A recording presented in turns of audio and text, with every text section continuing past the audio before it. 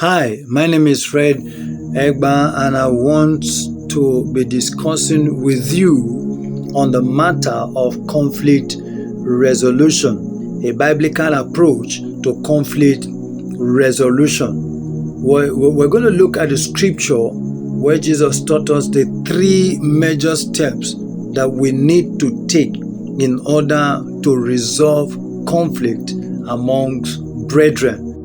Life presents us with conflict, offenses, and provocations daily. To live in peace with others, we must learn to navigate through this inevitable crisis.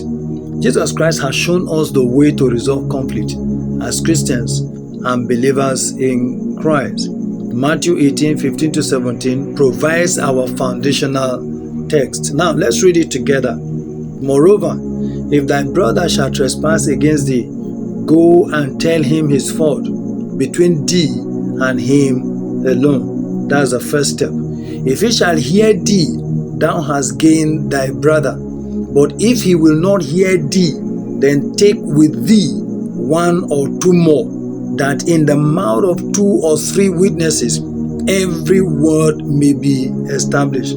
That is the second step. And if he shall neglect to hear them, tell it to the church. That is the third step. But if he neglect to hear the church, let him be unto thee as an heathen man and a publican. This scripture is clear on its own, but there are core principles of conflict resolution that was shared in these particular verses of the scripture. What does the principle as located in this scripture state? It states that when you want to resolve conflict between you and your fellow brother in Christ, take the right steps to resolve the issues. Now, before we talk about the step-by-step principles of Christian conflict resolution, see why conflict resolution matters. Number 1, unresolved conflict gives hurt the power to control and direct your life. Hurt controls your life if left unresolved. 2, it is far better to live with a heart full of peace than one consumed by hate, hurt, bitterness, and trouble. Know that peace is more valuable than being right. 3, proper steps prevent escalation of conflict. When you adhere to the principle of Jesus to resolve the issues between you and your brother, it will prevent World War III in your relationship. And in resolving the issues that exist between you and your brother, I would like to say this: focus on resolution, not victory. Prioritize resolving the issue rather than winning the argument. This will only escalate the issue. So choose peace of mind over proving your point. 4, emotional freedom comes through resolution. 5, unresolved conflict holds back your blessing. Jesus reinforced this principle in Matthew chapter 5, verse 24 and 25. Therefore, if thou bring thy gifts to the altar, and there remembrance that thy brother hath aught against thee, leave there thy gift before the altar, and go thy way. First, be reconciled to thy brother, and then come and offer thy gift. It's time to reason from the perspective of this scripture that forgiveness is way more better than the gift you bring to the altar. With unforgiveness, with grudges, with bitterness, with hurt in your heart, how can that gift be blessed? Jesus speaking also said that when you start praying, he said, forgive so that your Father in heaven can also forgive you. So it is very important to walk in peace with your fellow brethren. It may close doors against you, and it may also open doors for you. So whatever the offense might be, we must learn to forgive. Hebrews chapter 12 verse 14 commands us, follow peace with all men and holiness, without which no man shall see the Lord. Having said all that, let's look at the practical applications for conflict resolution. Number 1, direct and immediate action. Address conflicts directly and quickly. Use appropriate channels, just like we saw in the scripture. Start with direct conversation between you and your brother. Number 2, involve mediators when necessary. This step becomes essential when direct conversations have failed to bring resolution. When your direct conversation with your brother fail to bring resolution, that is when you go and look for 2 or 3 people to stand as a witness to mediate between the two of you.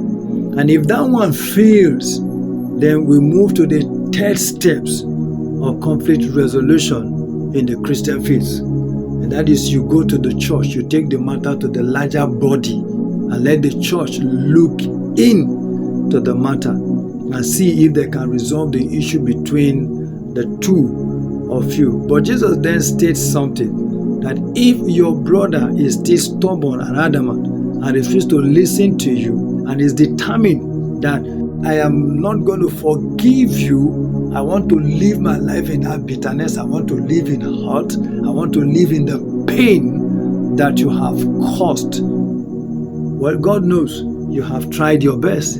You have applied the 3 principles that Jesus taught in the book of Matthew 18:15-17. You have applied them.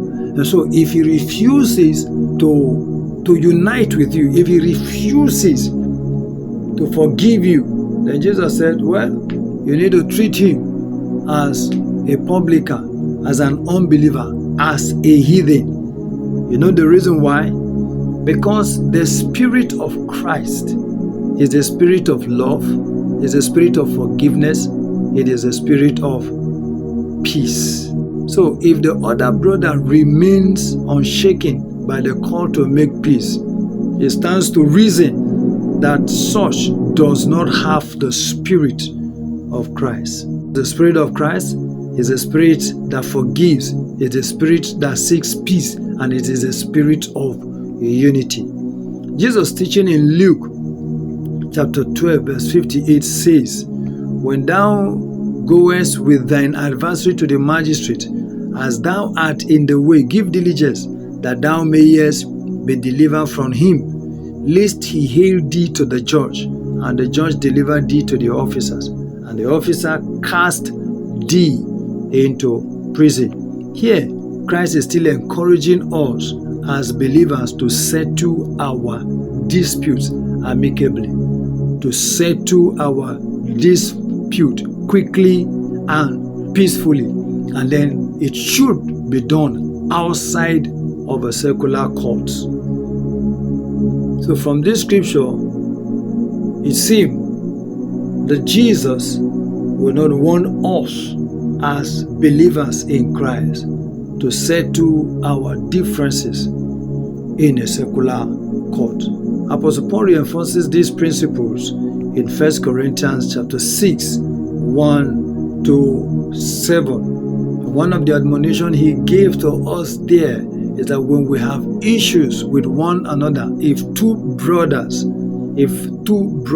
believers in Christ, 2 people that have the Spirit of Christ are having issues with each other, they should not use the option of the court, the law court, to settle the matter. Because we have men of wisdom in the body of Christ that can stand as judge and judge this matter. So from the words of Jesus and Apostle Paul, there are channels by which believers in Christ resolves conflict. By following these divinely established principles, we honor God, preserve relationship, and maintain the unity that Christ desires for the church. The path of biblical conflict resolution leads not only to restored relationship, but to spiritual growth, emotional freedom, and the peace that surpasses all understanding. Is there anybody you are having a grudge with and you have not forgiven him or forgiven her? Today is the right day to approach that brother, that sister, and talk matters over between you and him or you and her alone. Let the peace of God reign once more in the midst of you, so that you can unite together to pray and your prayer will be heard. So that when you want to give, you are sure and there is a guarantee that your giving will be accepted by God, and the blessing that is due to you by reason of that giving will come to you. So take the right step today to resolve issues between you and your fellow brother. That is it on conflict resolution. And until I come your way again, my name is Fred Egba, and don't forget to subscribe to this channel if you have not done that already. I will see you again in the next video. Bye bye.